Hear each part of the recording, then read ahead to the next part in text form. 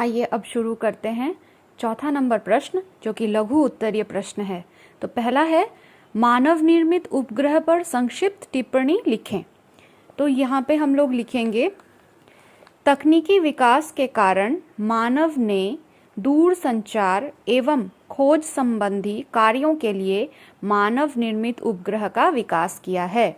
यह वैज्ञानिकों के द्वारा बनाया गया एक कृत्रिम पिंड है, जिसका उपयोग ब्रह्मांड के बारे में जानकारी प्राप्त करने के साथ साथ पृथ्वी पर संचार माध्यम के लिए किया जाता है।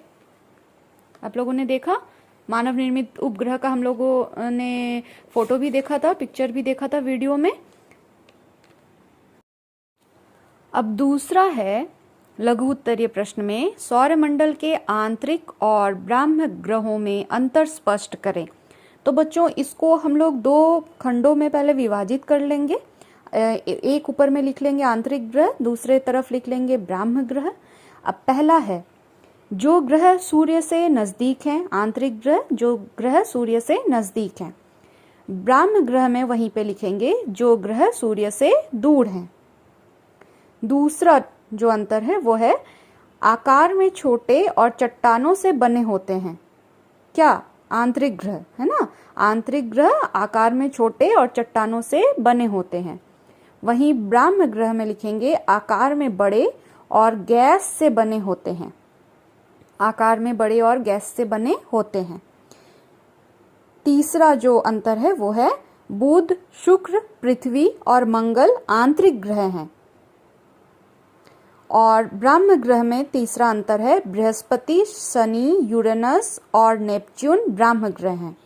ठीक है, तो यही तीन अंतर है आंतरिक ग्रह और ब्रह्म ग्रह में।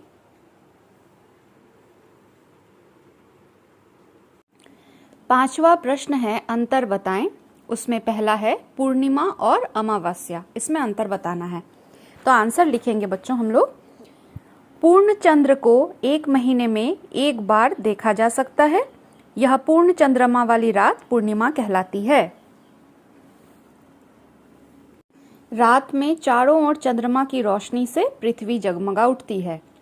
15 दिनों के पश्चात इस परिस्थिति में बदलाव दिखता है, क्योंकि इस समय चंद्रमा का काला भाग पृथ्वी की तरफ होता है, जिसे नए चंद्रमा की रात्रि या अमावस्या कहते हैं। इस समय अगर हम लोग रात में अवलोकन करेंगे तो चारों तरफ अंधेरा ही अंधेरा दिखता है।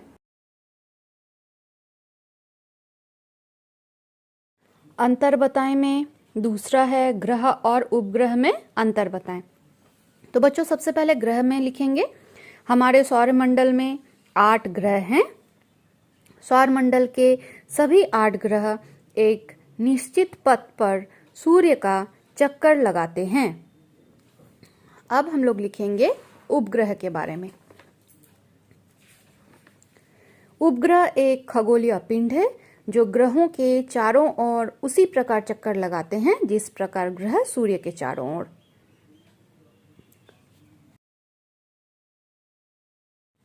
अब अगला छठा है, कारण बताएं। ठीक है, तो यहाँ पे प्रश्न में देखेंगे बच्चों, आप लिखा हुआ है पहला कि पृथ्वी एक नीला है। तो नीला है सिर्फ नहीं होगा, वो मिसप्रिंट है। पृथ्वी एक नीला ग्रह है, क्या कारण है वो लिखना है। तो आप उत्तर लिखिए कि अंतरिक्ष से देखने पर पृथ्वी नीले रंग की दिखाई पड़ती है, क्योंकि इसकी 2/3 सतह पानी से ढकी हुई है, इसलिए इसे नीला ग्रह भी कहा जाता है।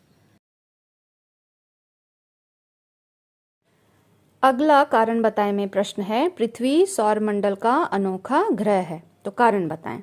उत्तर लिखिए, पृथ्वी में जीवन के लिए सभी अनुकूल परिस्थितियां पाई जाती हैं, जैसे सही तापमान, ऑक्सीजन, पानी इत्यादि।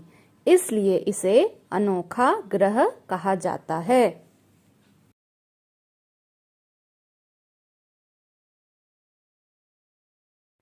अब सातवां है, दीर्घ उत्तरीय प्रश्न। तो उसमें पहला है बच्चों, सौरमंडल किसे कहते हैं। सौरमंडल के विभिन्न सदस्यों का वर्णन करें। तो सबसे पहले हम लोग लिखेंगे कि सौरमंडल किसे कहते हैं। तो लिखिए, सूर्य, 8 ग्रह, उपग्रह तथा अन्य खगोलीय पिंड जैसे क्षुद्र ग्रह एवं उल्कापिंड मिलकर सौरमंडल का निर्माण करते हैं, जिसे सौर परिवार भी कहा जाता है। इस सौर परिवार का मुखिया सूर्य है। अब हम लोग सौरमंडल के विभिन्न सदस्यों का वर्णन करेंगे। तो सबसे पहला सदस्य बच्चों कौन है? बुध है। तो बुध के बारे में लिखेंगे। बुध सूर्य के सबसे नजदीक का ग्रह है। यह आकार में सबसे छोटा ग्रह है। अब शुक्र सौरमंडल का सबसे गर्म ग्रह है। यह ग्रह सूर्योदय के पहले एवं सूर्यास्त के पश्चात देखा जा सकता है। इसके बाद है मंगल। मंगल ग्रह को लाल ग्रह भी कहते हैं। यह ग्रह पृथ्वी का लगभग आधा है। अब है बृहस्पति। यह सौरमंडल का सबसे बड़ा ग्रह है। अब शनि। यह सौरमंडल का सबसे सुंदर ग्रह है। इसके चारों ओर चमकीला छल्ला है। अब यूरेनस। यूरेनस के भी चारों ओर छल्ला है। सूर्य से दूरी के अनुसार 7वां ग्रह है। अब नेपच्यून। यह आकार और बनावट में यूरेनस के समान है। आकार की दृष्टि से यह चौथा बड़ा ग्रह है। अब पृथ्वी के बारे में लिखेंगे बच्चों। सूर्य से दूरी के हिसाब से पृथ्वी तीसरा ग्रह है। जीवन के लिए अनुकूल परिस्थितियां संभवतः केवल पृथ्वी पर ही पाई जाती हैं। इसे नीला ग्रह भी कहा जाता है। बच्चों अब हम लोग ग्रहों के बारे में तो लिख लिए, लेकिन सौर परिवार में जो मुखिया है यानी सूर्य, उनके बारे में भी 2 लाइन लिख लेंगे। तो उत्तर में हम लोग ये लिखेंगे कि सूर्य सौरमंडल का सबसे बड़ा सदस्य है। यह सौरमंडल के केंद्र में स्थित है। सूर्य का व्यास पृथ्वी के लगभग 109 गुना ज्यादा है। सूर्य पृथ्वी के लगभग 15 करोड़ किलोमीटर दूर है। दीर्घ उत्तरीय प्रश्न में दूसरा है ब्रह्मांड किसे कहते हैं, इसका सचित्र वर्णन करें। तो पहले उत्तर लिखते हैं बच्चों। ब्रह्मांड का निर्माण महाविस्फोट यानी बिग बैंग से हुआ था। यह सिद्धांत कहता है कि अरबों साल पहले पूरा ब्रह्मांड एक बिंदु के रूप में था। इस बिंदु के केंद्र में महाविस्फोट हुआ, जिसके बाद यह फैलकर ब्रह्मांड का यह विशाल रूप धारण किया। इस प्रकार लाखों आकाशगंगाएं मिलकर ब्रह्मांड का निर्माण करती है।